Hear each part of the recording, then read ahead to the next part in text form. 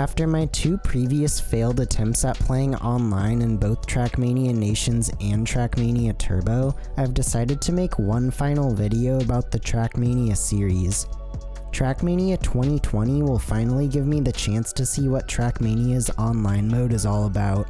This game released with some controversy because it was broken up into 3 subscription models with the starter, standard, and club access levels, each giving players a different amount of access to the game's content.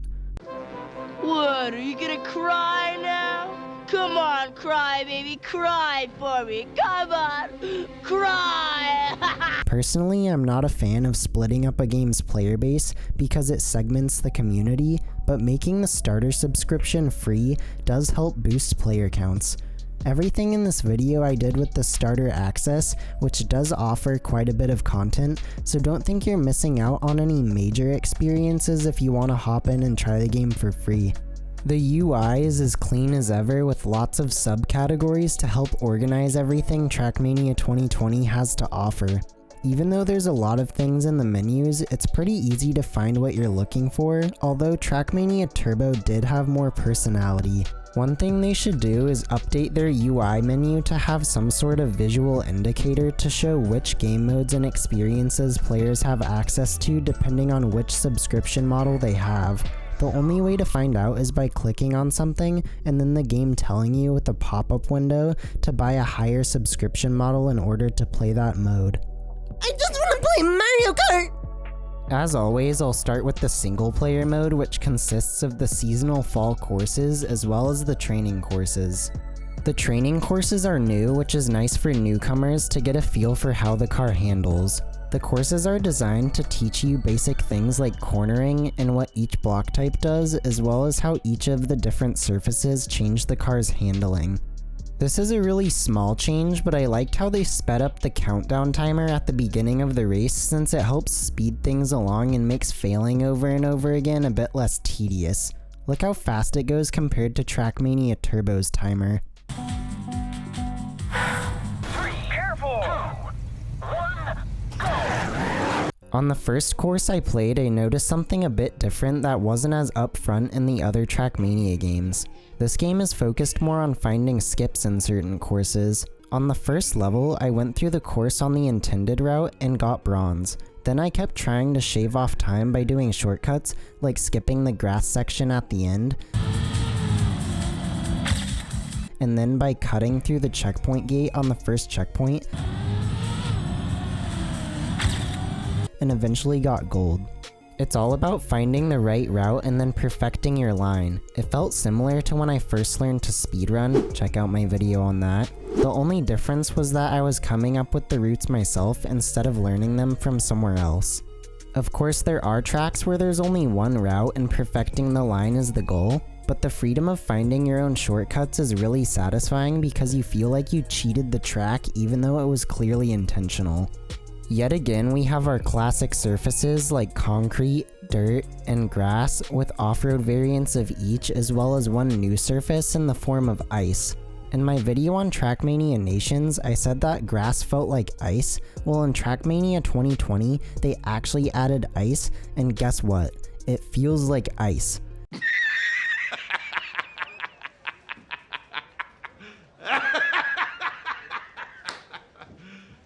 You serious?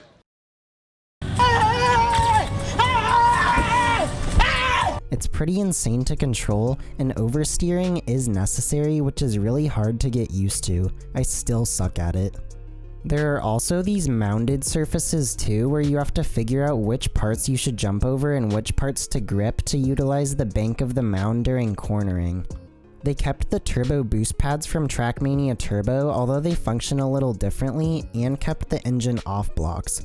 Some new things they added was a no steering block, which prevents you from steering until you hit the next checkpoint to make sure you're lined up perfectly beforehand, as well as a slow motion mechanic, which is basically just the opposite of turbo pads that are just there to make you look for a different route that either avoids or minimizes the slow motion, since the timer still goes at the same speed regardless. Either that or it just looks cool to move in slow motion. Lastly, they added a fragile block, where if you land too hard or hit a wall, your car will go slower. The biggest change to the gameplay is the new reactor boost mechanic that got updated since Trackmania Turbo. This makes it so that your car essentially has higher gravity so it can stick to ceilings. It's more of a gravity increase as opposed to locking you to the ground like in Trackmania Turbo. I really like what they did with the graphics in this game. Because everything is so simple looking, it's easy to read, which really helps when figuring out which surface is which and where to go next. When you play in single player, you can race against ghost players, which can be useful when figuring out which lines to take as well as giving you a sense of competition. It's one of the aspects of online mode, but is still tied to single player, which is why I'm covering it in this section. The car controls as good as ever in this game, and every time I failed it was because it was my fault, but that's nothing new for the series. The soundtrack is okay, probably on the same level as Trackmania Nations, but overall it's pretty bland and forgettable. After failing a billion times on this one ice level, I decided to give the online mode a go. The section of the online mode that I had access to based on my starter subscription was the arcade mode and the fall 2020 mode. The only difference between the modes is that in the fall 2020 courses, you race in the same courses from the campaign, whereas in the arcade mode, you race on courses made by people using the course creator. The premise in the online races is that you have a time limit and you have to complete the course as fast as possible within that time limit, and whoever has the fastest course time when the timer runs out wins. Good left hand, and down goes Keenangraz. Every time you complete a lap, you get a new position on the leaderboard so you know how far off you are from first place. It's a really entertaining mode seeing other players crash,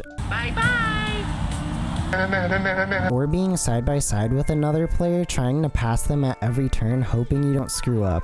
Back the fuck up! I knock the fuck out you! I enjoyed seeing my place update on the leaderboard every time I finished a lap, hoping it was higher than last time. I found arcade mode to be the more fun online mode since everyone is going into the race blind because the courses are random ones picked online. So it was a bit more fair than racing in the fall courses where people who had played the courses a lot were obviously better. I still preferred the single player campaign since beating my own times or having gold medal times as a goal is a bigger incentive than beating random people online for me, but I can see the appeal of online. For people who like live races and being the best within that time limit, the online mode would be rewarding for those people. It's just not a mode I'm super invested in. So, I finally did it. I played Trackmania Online. It only took 3 attempts, but I'm glad I did it. I found a new series I love and can see why so many people are hooked to this series. Trackmania 2020 culminates all the past ideas in the series with a focus on purity, simplicity, and perfection in this title to get the best times. All the past ideas are here, along with some new ones to figure out, which keeps the game fresh for veterans, but still easy to pick up for newcomers. Out of the 3 games I played, Trackmania Turbo was my favorite, but Trackmania 2020 and Trackmania Nations Forever both have their appeal. Those games are for the Trackmania purists who love getting good at one car and perfecting their racing lines through their understanding of all the subtle mechanics. Trackmania Turbo is more for people who want a variety in a larger-than-life racing game while still maintaining the precision that Trackmania is known for. If you haven't checked out the other videos I've made in the series, I'll have them linked down below. I've really enjoyed covering this game series, so thanks for watching, and if you liked the video, make sure to subscribe so you can see more videos like it in the future. Enjoy these alternate takes of Mario Kart, and rank down below which one was the best. I just want to play Mario Kart. I just want to play Mario Kart. I just want to play Mario Kart. I just want to play Mario Kart.